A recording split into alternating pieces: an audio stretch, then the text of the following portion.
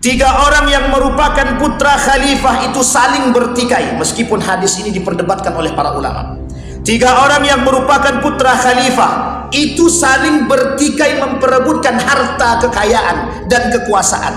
Harta itu tidak akan menjadi milik salah satu di antara ketiganya. Kemudian muncullah Panji hitam dari arah timur. Mereka akan membunuh kalian dengan cara yang belum pernah dilakukan oleh umat manusia. Kemudian ia menyebutkan sesuatu yang akan tidak menghafalnya.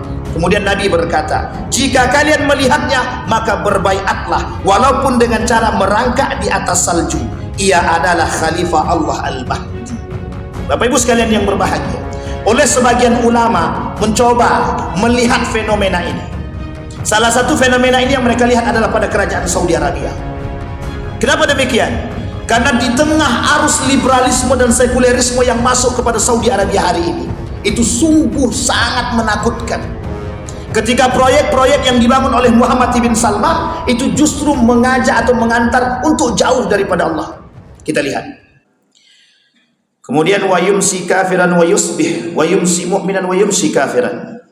Al-qa'id fiha khairun minal qa'im wal qa'im khairun minal mas wal mashi fiha khairun minas sa'i fakassaru kisikum wa qatta'u autarakum wadribu bisuyufikum al-hijarata fa in dakhala ala ahadikum falyakum ka khairi ibni Adam.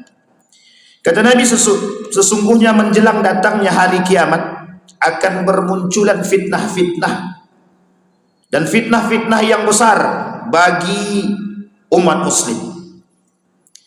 Bagaikan malam yang gelap gulita. Pada pagi hari mereka beriman, maka malamnya mereka menjadi kafir. Sebaliknya, ketika malam mereka beriman, paginya mereka menjadi kafir. Dan kemudian orang-orang yang duduk saat itu lebih baik daripada orang-orang yang berdiri. Orang yang berdiri lebih baik daripada orang-orang yang berjalan. Orang yang berjalan lebih baik daripada orang-orang yang berlari. Maka patahkanlah busur-busur kalian, putuskanlah tali-tali busur kalian, dan pukullah pedang-pedang kalian ke batu. Jika salah seorang di antara kalian dimasukkan fitnah, maka jadilah seperti salah seorang anak Adam yang paling baik. Hadis diriwayatkan oleh Imam Ahmad Ibn Hanbal, Imam Abu Daud, Ibnu Majah, Al-Hakim dan dalam Al-Mustadraknya. Penjelasan daripada hadis ini menurut para ulama, ketika di akhir zaman itu, kehidupan itu manusia berada dalam kondisi yang terombang-ambing. Ketidakjelasan antara kebaikan dan keburukan itu menjadi patokan. Maka jika ketemu kita dengan kondisi seperti ini, kata Nabi, jadilah seperti anak Adam di antara salah satu di antara keduanya. Terjadi pertikaian antara anak Nabi Adam, antara Habil dan Qabil. Maka jadilah yang terbaik di antara keduanya. Sehingga kata para ulama yang terbaik itu adalah Habil, maka jadilah seperti Habil. Maksudnya apa? Berdiri pada posisi yang terbaik. Meskipun ketika itu menjadi manusia yang paling aneh di tengah kebaikan tersebut. Artinya, kelak di akhir zaman kebaikan itu adalah sesuatu yang aneh. Hanya dimiliki oleh orang-orang yang beriman, yang dekat dengan Allah. Maka disebutkan oleh Nabi, ada orang-orang yang mengaku berislam. Malam hari mereka beriman, pagi hari mereka kafir. Paginya mereka beriman, malamnya mereka kafir. Maksudnya begini, ada orang-orang yang mudah menggonta-ganti keimanan mereka kepada Allah. Di mana ada kepentingan kami tak beriman, di mana tidak ada kepentingan kami beriman. Begitu sebaliknya. Ketika mereka penting dengan ayat Al-Quran, mereka beriman kepada Allah. Ketika mereka tidak penting dengan ayat Al-Quran, mereka menolak. Ketika ayat Al-Quran itu sejalan dengan keinginan mereka, mereka imani. Ketika mereka tidak sejalan atau ayat tidak sejalan dengan keinginan mereka, mereka ingkari. Sehingga bermunculan orang-orang yang kafir min ba'dihim. Nu'minu bi ba'din wa nakfur bi ba'd. Kami beriman kepada sebagian dan kami kufur kepada sebagian. Sehingga tidak salah kelak di akhir zaman, kata Nabi, sulit mencari orang-orang yang betul-betul beriman kepada Allah. Sehingga yang terjebak dalam kondisi-kondisi seperti ini, kata Nabi, mereka yang terjebak dalam fitnah seperti ini, maka berdirilah pada posisi yang sesungguhnya, yang berpegang teguh kepada Al-Quran dan Sunnah. Maka ketika Nabi berkata kepada kita semua dalam hadisnya, aku tinggalkan dua perkara, yang jika kalian berpegang teguh dengan dua perkara tersebut tidak akan tersesat. Maksudnya apa? Al-Quran dan Sunnah. Dalam riwayat yang lain Nabi berkata, kelak sunnah itu, sunnahku kata Nabi, akan ditinggalkan. Tidak akan terjadi hari kiamat ketika sunnahku akan ditinggalkan. Jadi umat muslim asing dengan sunnah-sunnah baginda Nabi Muhammad SAW. Ketika umat muslim tak mau lagi menjalankan sunnah-sunnah Nabi, atau justru sebaliknya, sunnah itu justru bukan dikerjakan tapi justru diingkari. Bapak ibu sekalian yang berbahagia, bukan tanpa sebab Nabi mengatakan demikian. Karena kemunduran pemahaman dan nilai-nilai agama serta kebodohan terhadap akidah-akidah yang benar dan keislaman yang baik, ini menjadi poin. Ketika Nabi berkata diangkat orang berilmu, yurfa'ul ilma wa yathbutul jahlu. Ketika orang-orang berilmu diangkat, kemudian yang tersisa adalah kebodohan, kata Nabi. Itu adalah indikasi akan bermunculannya orang-orang yang bodoh atau mengaku alim. Orang-orang yang mengaku alim, orang-orang yang menganggap diri dia alim, pada hakikatnya mereka tidak alim, terkhusus dalam bidang agama. Kenapa? Karena justru kelak di akhir zaman, kata Nabi, yang akan mengantarkan kepada kehancuran, atau mereka yang akan mengantar kepada pintu neraka jahannam. Du'atun ila abwabi jahannam. Ini bagian daripada fitnah. Maka kata Nabi, salah satu fitnah yang nampak kelak adalah orang-orang yang mengaku beriman kepada Allah, pada hakikatnya mereka tak beriman kepada Allah. Bermunculan orang-orang yang, mohon maaf, mengaku beriman kepada Allah di siang hari atau di pagi hari, tapi malam harinya justru mereka kembali kepada kekufurannya. Kita lihat sekarang, seberapa banyak hari ini manusia, mungkin ini bukan cocokologi, tapi berdasarkan pengamatan kita masing-masing, berapa banyak orang yang hari ini meremehkan nilai-nilai agama. Berapa banyak orang hari ini yang tidak mau kembali kepada nilai-nilai agama, gengsi. Betapa banyaknya orang hari ini lebih kembali kepada apa yang menjadi keinginan dan kepentingan, tanpa mau bersandar kepada pemahaman agama yang baik dan benar. Maka tak salah ketika Nabi mengatakan kembalinya orang-orang kepada kekufuran. Dalam arti lain adalah banyak orang meninggalkan yang disebut dengan nilai-nilai agama. Kemudian seorang penyeru, Rasulullah SAW, berseru. Kata beliau, salat berjamaah. Lalu kami berkumpul bersama Rasulullah SAW. Kemudian beliau berkata, sesungguhnya tidak ada seorang nabi pun sebelumku, melainkan wajib baginya untuk menunjuki umatnya kepada kebaikan yang ia ketahui, dan memberikan peringatan kepada mereka dari kejelekan yang ia ketahui. Dan sesungguhnya umat kalian ini dijadikan keselamatannya di awal, dan orang yang ada di akhir akan tertimpa musibah, juga berbagai perkara yang kalian ingkari. Dan datanglah kepada mereka fitnah, sebagiannya menjadi lebih ringan, sebagiannya menjadi lebih besar. Lalu seorang yang mukmin berkata, ini. Maka barang siapa ingin diselamatkan dari neraka dan dimasukkan ke dalam surga, maka hendaklah kematian mendatanginya dalam keadaan dia beriman kepada Allah. Hadis ini bukan tanpa sebab. Saking banyaknya fitnah akhir zaman yang mengajak kepada kekufuran, ketakutan Nabi terhadap umatnya adalah takutnya kembalinya para umat-umat tersebut kepada kekufuran. Kita akan lihat Bapak Ibu, berapa besarnya persoalan TBC. Tahu TBC Bapak Ibu? Tahayul, bid'ah, khurafat, kemudian apa lagi? Oh, ini semua TBC. Kesyirikan, itu semua mengantarkan kepada kekufuran. Orang yang meninggalkan dosa, menganggap dosa besar menjadi dosa yang biasa, kufur. Mempertuhankan manusia, kufur. Dan perbuatan-perbuatan yang lain yang sederhana mengantarkan kita kepada kekufuran. Ingat, poinnya adalah akidah. Sehingga bukan tanpa sebab ketika Nabi menyampaikan ini, ketakutan Nabi, saking tahunya Nabi bahwa keadaan di akhir zaman itu banyak yang kembali kepada kekufuran. Maka ibu bapak ibu sekalian yang berbahagia, inilah yang kemudian menjadi pusat perhatian Nabi. Sehingga ketakutan Nabi terhadap yang akan menimpa umatnya kelak di akhir zaman. Nabi sampaikan. Apa tujuan Nabi menyampaikan ini? Agar kita yang mendengar menjadi orang-orang yang berilmu dan kembali kepada yang dikatakan oleh Nabi, bersegeralah kalian sholat. Artinya apa? Jadilah orang yang ketika itu berpegang teguh pada nilai agama, terkhusus sholat. Karena kalau orang yang berpegang teguh pada sholat itu tidak mungkin goyang, yang benar sholatnya. Kalau tidak benar sholatnya juga goyang. Kenapa begitu? Karena banyak yang sholat tapi mohon maaf melenceng juga. Ini poin penting bagi kita. Artinya apa? Memahami bentuk nilai hukum daripada sholat yang benar itu adalah kewajiban, agar kita bisa bertahan dan berpegang teguh dan istiqamah daripada itu. Sampai-sampai Nabi berkatakan begini, mohonlah perlindungan kepada Allah dari segala fitnah yang nampak darinya dan yang tersembunyi. Ta'awwadhu billahi minal fitani ma zahara minha wa ma batan.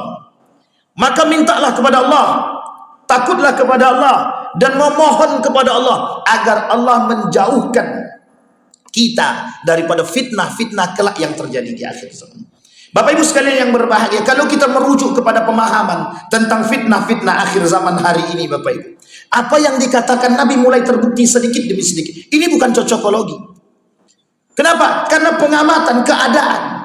Kita ambil contoh misalkan ketika perzinahan, kita ambil contoh misalkan riba, kita ambil contoh dari perbuatan-perbuatan yang lain, bercampurnya laki-laki dan perempuan menjadi satu fitnah. Dan itu yang terjadi, Bapak Ibu. Salah satu fitnah yang menjadi bukti hari ini, mohon maaf Bapak Ibu, ketika berantemnya, bertikainya saudara dengan saudara hanya karena tahta, jabatan, harta, wanita, dan apa yang mereka ingin miliki. Bayangkan Bapak Ibu sekalian yang berbahagia, ketika Nabi berkata kelak di akhir zaman harta itu menjadi rebutan, maka mereka tidak akan melihat apakah mereka itu saudaraku atau bukan saudaraku. Itu akan menjadi persoalan. Sama ketika Nabi berkata tentang masalah tahta, kekuasaan. Bayangkan kelak, kata Nabi, kekuasaan itu menjadi rebutan. Sehingga mohon maaf, mau dia adikku, mau dia abangku, mau dia kakakku, kekuasaan itu menjadi rebutan. Kita lihat betapa mudahnya orang bertikai hari ini hanya persoalan kekuasaan. Itu kalau bukan karena dha'ful iman, kelemahan iman. Kembali kepada poin yang tadi, saking lemahnya iman, sehingga mohon maaf merebutkan kekuasaan dan tahta, merebutkan kekuasaan dan harta. Apa yang mereka harapkan dari tahta dan kekuasaan? Penghormatan, penghargaan dan kekuasaan. Kalau bukan itu tidak ada. Mereka hanya berharap kami jadi orang yang berkuasa dan kuat agar orang menghormati kami, menghargai kami, dan kami bisa memiliki apapun yang kami inginkan. Kita lihat kasus raja-raja hari ini. Kelihatan, lihat bagaimana megahnya mereka. Raja Harun Ar-Rasyid atau Sultan Harun Ar-Rasyid diperingatkan oleh orang yang gila tentang kematian dan tidak dibawanya semua yang dia miliki, menangis. Raja hari ini ketika diperingatkan akan kematian, mereka berkata, kami lebih mengerti daripada Anda. Coba bayangkan.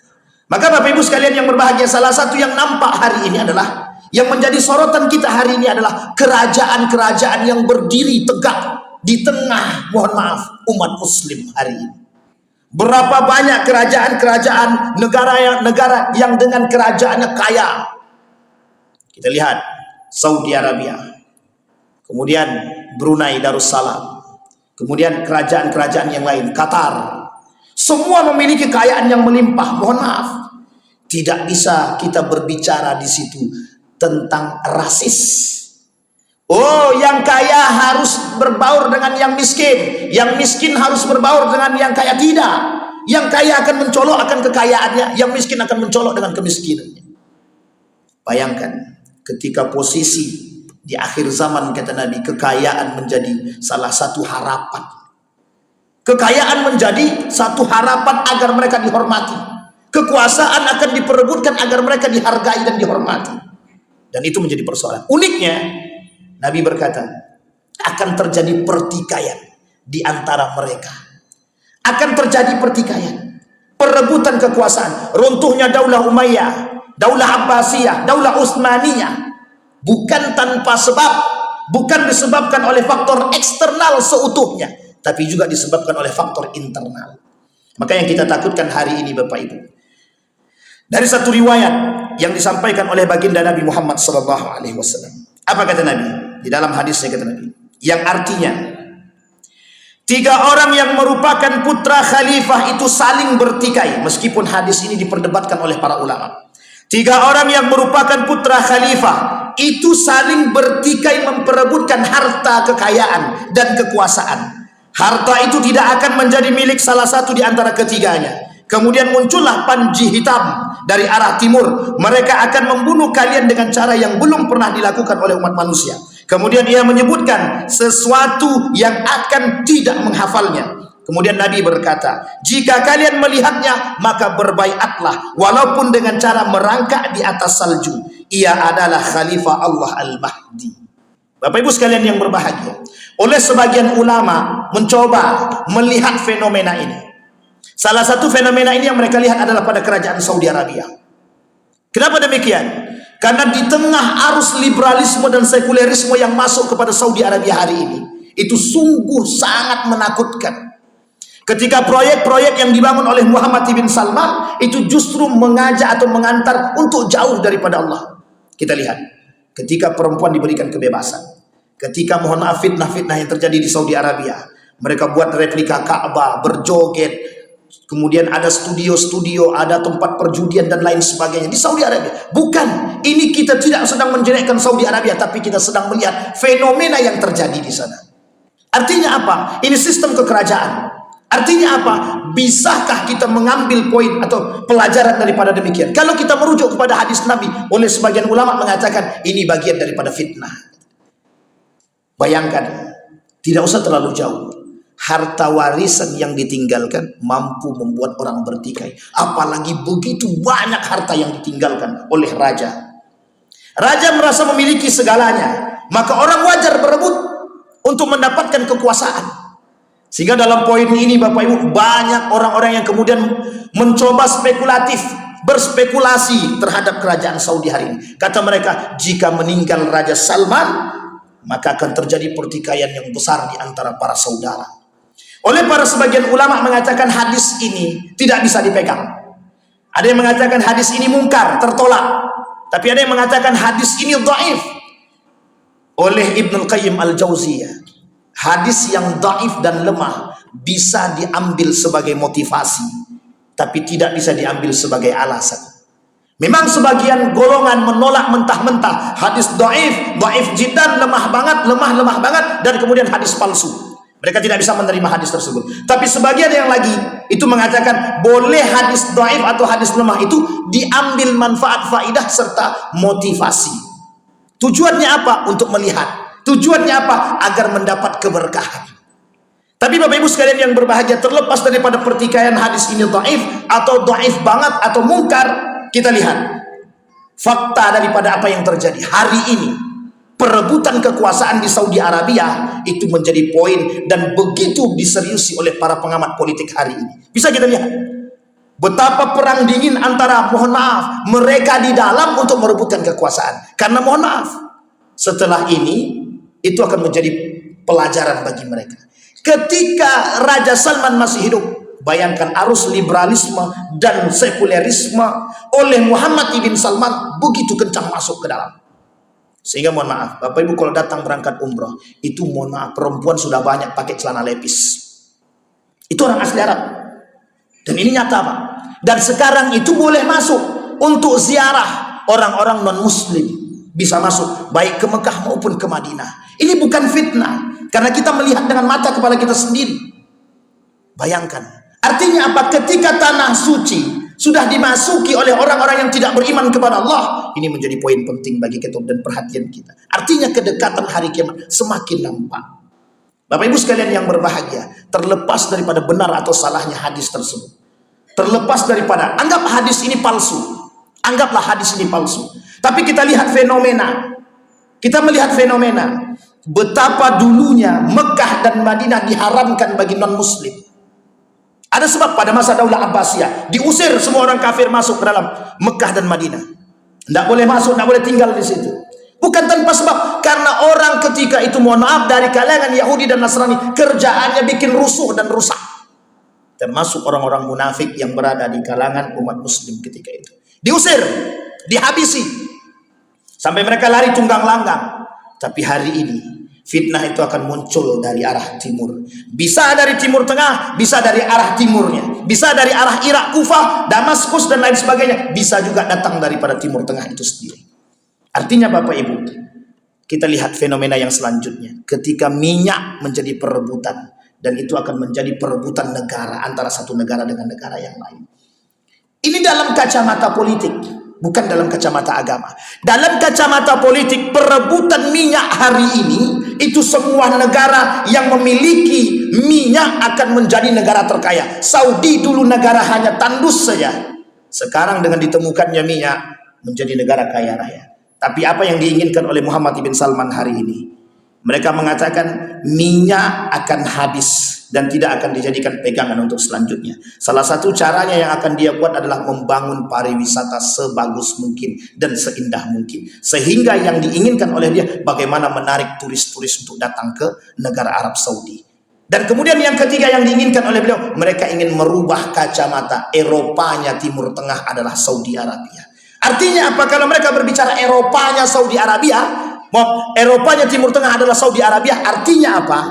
Salah satu karakter daripada Eropa hari ini adalah sekulerisme, jauhnya daripada nilai-nilai agama. Kalau kita kembalikan kepada poin yang pertama dari hadis yang kita sampaikan, berapa banyak fitnah-fitnah yang timbul hari ini, itu fitnah-fitnah yang terbesarnya adalah jauhnya umat muslim daripada fitnah, jauhnya umat muslim daripada nilai-nilai agama. Kita lihat ketika seorang wanita berjoget. Dulu Arab Saudi itu Pak anti dengan joget. Sekarang mohon maaf itu Pak. Di Riyadh itu kalau Bapak lihat, ya Arab, kita takut Pak. Bahkan lebih parah daripada Eropa itu sendiri. Mereka berjoget, berdansa, perempuan tanpa kerudung, laki-laki dan lain sebagainya bercampur. Na'udzubillah tsumma na'udzubillah.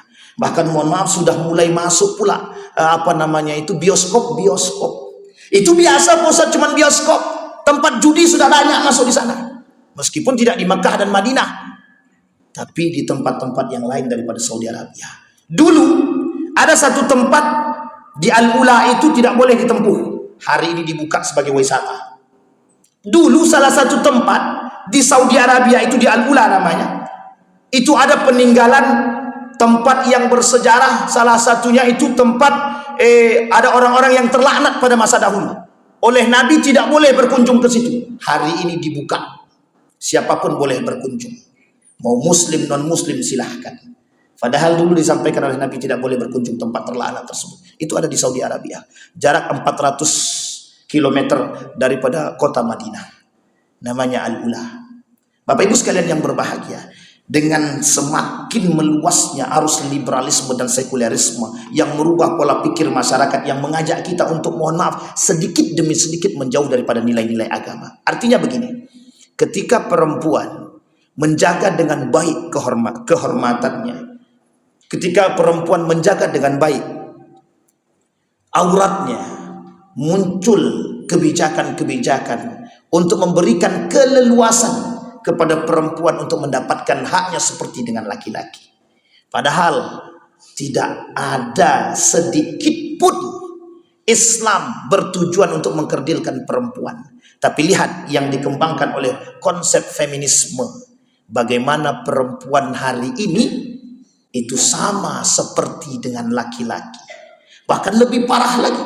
Ketika mereka sudah berkuasa. Ketika mereka sudah punya harta. Ini disebabkan masuknya pemikiran yang merusak. Pada hakikatnya mereka jauh daripada nilai ketaatan dan kepatuhan kepada Allah dan suaminya. Begitulah arus itu masuk dan disiapkan oleh mereka. Saudi Arabia anti dengan musik dahulunya. Sekarang tidak. Semua tempat, meskipun di Mekah dan di Madinah itu terjaga, tapi di tempat lain, di Saudi Arabia, Riyadh, Jeddah, bebas. Perempuan boleh tidak berkerudung. Itu haknya mereka. Itu terserah. Kata mereka itu haknya kan. Perempuan boleh nyetir mobil, boleh jualan, boleh ke pasar dan lain sebagainya, silahkan. Bahkan mohon maaf, perempuan boleh masuk dalam taksi sekalipun cuman hanya perempuan itu dengan supirnya. Dulu tidak boleh Pak. Mereka anggap itu kongkongan bagi perempuan. Mereka anggap itu diskriminasi bagi perempuan. Itu tidak membuat leluasa. bagi hak-haknya perempuan, sehingga terjadi mohon maaf pengkerdilan terhadap perempuan, sehingga diajukanlah satu pengajuan agar hak dan kebebasan perempuan diberikan oleh Muhammad ibn Salman dibuka. Inilah yang kemudian menjadi ketakutan oleh para ulama hari ini dengan munculnya kebijakan-kebijakan yang dilakukan oleh Muhammad ibn Salman yang ingin membuat kaca atau kacamata Eropa di Saudi Arabia menjadi pusat perhatian oleh para ulama, menjadi poin penting bagi para ulama, menjadi diskusi penting bagi para ulama untuk kemudian melihat ini akan berdampak negatif kepada siapa? Kepada umat muslim seluruhnya. Jadi kalau Saudi saja berubah, maka semua akan berubah. Kenapa? Kiblat kita di situ. Maka sebagian ulama yang mencoba untuk melawan kebijakan-kebijakan yang dibangun oleh mereka, oleh pemerintah, oleh pangeran, maka ulama-ulama tersebut dimasukkan ke dalam penjara. Artinya apa? Diktator.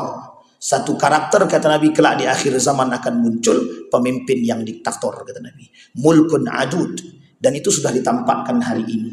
Bagi setiap para ulama yang mengkritik daripada kebijakan pemerintah Saudi Arabia akan dimasukkan ke dalam penjara. Bahkan sampai hari ini masih ada ulama yang belum dikeluarkan.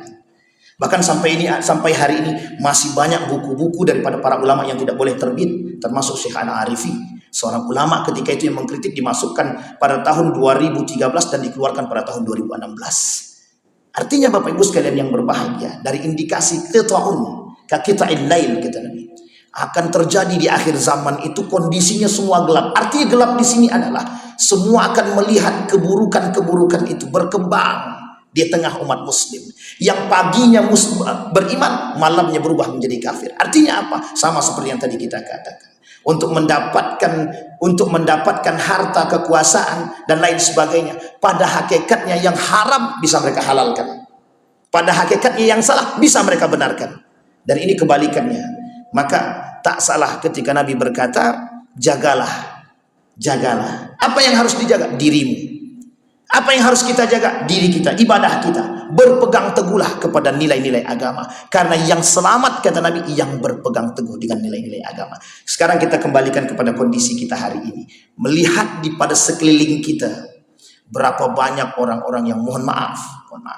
Berapa banyak di antara mereka yang perhatian dengan apa yang kita katakan hari ini. Berapa banyak di antara mereka yang perhatian dengan kondisi seperti ini. Hanya segelintir orang. Yang penting mereka dinabobokkan dengan mohon maaf harta, kekayaan, kekuasaan, jabatan, wanita dan lain sebagainya. Sehingga bisa menyebabkan mereka lalai daripada kewajiban mereka kepada Allah. Inilah yang ditakutkan oleh baginda Nabi Muhammad SAW di akhir zaman. Kata Nabi, di akhir zaman akan terjadi kondisi-kondisi seperti yang tidak diinginkan. Yang kita semua tidak menginginkan itu, tapi kondisi itu pasti terjadi.